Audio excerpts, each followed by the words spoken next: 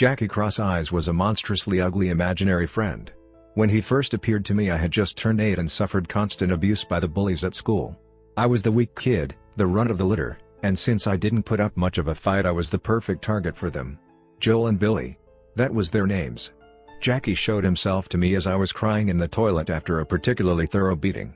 I had locked myself in one of the stalls and suddenly heard footsteps outside. Low, muffled, but there nonetheless. Suddenly he popped his head under the door and screamed bloody murder. "Hi Edward." He laughed maniacally, "Won't you come out and play?" His eyes were crosses, hence the nickname. They were carved into his pale, leathery skin, like open wounds, and there were no eyeballs. Just darkness. His nose was crooked and long, and his mouth was frozen in a perpetual toothless grin. He always wore a fine black suit and a top hat, wielding a white wooden cane that he would twirl and spin as he wandered by my side. But right at that moment I just freaked the fuck out and threw the door open, running down the hallway wailing my lungs out. This would happen daily for about a month. Jackie would appear, and I would freak out. He'd just suddenly sit at the foot of my bed at night, humming discordantly. Or he'd stand outside the shower, his silhouette dancing behind the shower curtains. Sometimes I'd find him under my desk at school, staring up at me with those hollow eyes, his horrid smile beckoning me to come play. Everyone just thought I was losing it. I couldn't sleep, I couldn't eat, I was constantly on edge, and would yell and throw things at Jackie. But they couldn't see him. Eventually he started speaking to me again. "Edward," he yelled one day, "I'm your imaginary friend. They can't see me, only you can." He laughed and did a little dance on the spot, waving his cane from side to side. Blood poured out of his eyes and splashed to the floor as he shook his head violently. I could see Joel walking through the deep ponds of crimson, his bloody footsteps now covering the entire classroom. I puked all over him, covering his favorite shirt in the putrid remnants of my lunch. I was in for one hell of a beating after school, I knew that much. "Just jab your fingers in his throat," Jackie shouted hysterically as I was struggling to stay conscious from Joel's battering. He was on top of me, wailing away with both fists, and I lay there in a protective stance, not quite knowing what else to do. In my peripheral vision I saw Jackie demonstrating the move.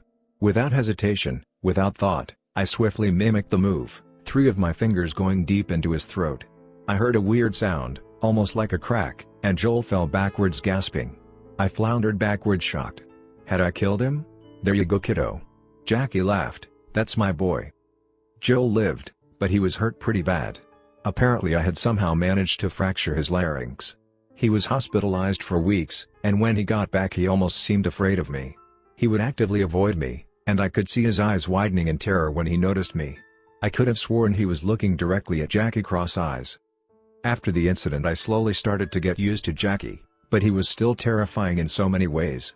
The things he would do, and the things he told me about people, it was fucking horrible. He would sit by my side at night, telling me stories about mothers strangling children in their sleep, monsters crawling up from under the sheets, and spiders burrowing their way into the brain. He would say that my mother wanted me dead, and that my father had strangled my older brother in the crib. I never had a brother, at least that I know of. All the while he would smile demonically, and assure me that he was the only friend I'd ever need.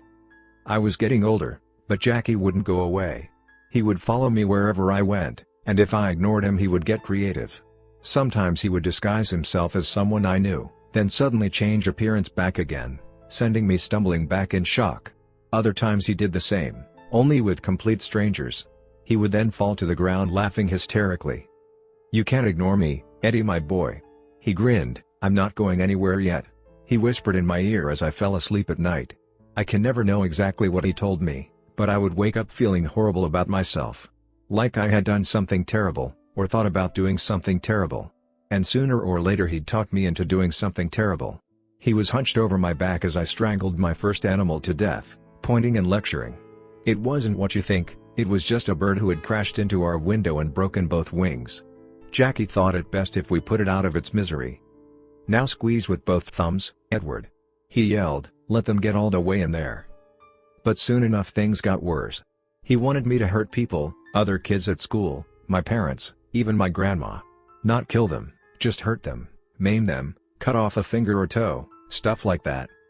"They deserve it, Eddie." He'd yell in my ear, "Deep down they despise you." I resisted him for months, tried desperately to ignore him, but he would always find a way to get through to me. And I did it. Not on purpose, you see. But I did hurt someone again. And it was all because of Jackie. He'd started to disguise himself as my mom to get me riled up and talking to him again. I wasn't having it anymore, so when I saw Mom's face grinning at me through the kitchen door, I just lost it. I threw my glass of milk right at her, hitting her dead in the forehead. Blood splattered everywhere, and she fell back and hit her head on the kitchen table. I heard Jackie erupt in maniacal laughter behind me. Didn't that feel good, Eddie? He loomed above me. Didn't that feel perfect? She didn't die.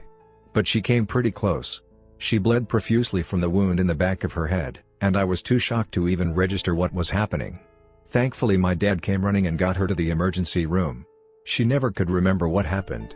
Jackie just told me to say that she slipped and fell, so that's what I did. And they bought it. Just like Jackie said they would. You see, Eddie? He laughed, you can get away with anything if you're clever enough. I hurt several people after that. He'd always find a way to trick me into it. Sometimes I even think I wanted it to happen. That it was always somehow a part of me. That he was a part of me. My grandmother refuses to see me after the finger incident. My dad still has a scar from the hammer. Billy and Joel both somehow ended up with broken arms. But I couldn't take it anymore. I was getting older, hitting my mid-teens. Things were different. I had friends, even a girlfriend. I just wanted him to go away, to leave me alone. I didn't need him anymore. I can't leave yet, Eddie my boy, he'd grin, you're still a kid. You still need me. I started seeing a therapist when I was 16. I tried going every week, but Jackie spent most of the sessions sticking his fingers into his gaping eye holes to distract me. Sometimes he'd loom just above my therapist's head and let the blood from his eyes soak her completely. I couldn't focus on a word she said after that. Jackie cross eyes wouldn't let me. I am almost 18 now. In fact, I'm only minutes away. And then he'll finally leave. I will no longer be a kid. Legally I'll be an adult. And he has no choice but to go back to wherever he came from. He even admitted it.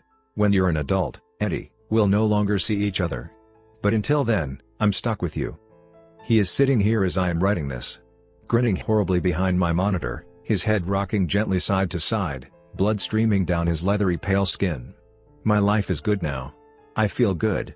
I am a fucking dull and boring piece of shit that wouldn't know fun if it pulled my brain out through my nose. I can hear them calling his name as we speak. Edward, come down, dinner's ready. I better fucking get used to that shitty name. See you around, kiddo. 30. Jackie cross-eyed.